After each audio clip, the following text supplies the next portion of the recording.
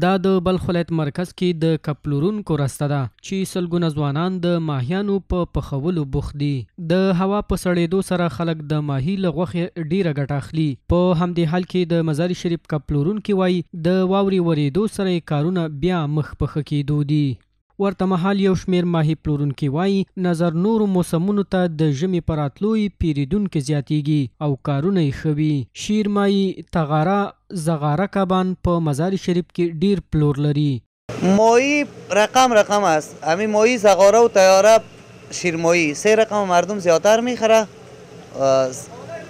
لقه هم چنان هست در بازار، ماهی لقه را هم میخرن. ماهی رقم است دیگه، در بازار زیاد است ماهی. فعلا که ماهیایی که زیاد میایه تیاره، زغاره، لقه، شیرماهی، همین 4 رقم فروشاتش بسیار زیاد است.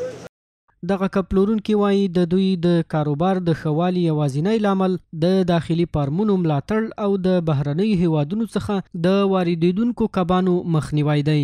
دوی له پانګوالو غواړي چې په هیواد کې د کبانو د روزنې فارمونو باندې پانګونه وکړي. تجارای ما اگه همینجا فرم جور کنه فعلا خیلی دکان است، 100-200 دکان است. اگه روزانه در 100 لک 200 لک در پاکستان پیسه والا میشه، باید همین داخل خود کشور ما باشه خوب است. د یادونې وړ د ماهي غوښه ډیره ګرمه ده چې د ژمي په موسم کې ډیر خلک خوري او بیلابیلې ګټې لري، لکه بدن غښتلی کوي، د سترګو دید او هډوکي قوي کوي او د پریشانۍ په له منځه وړلو کې هم مهم رول لري.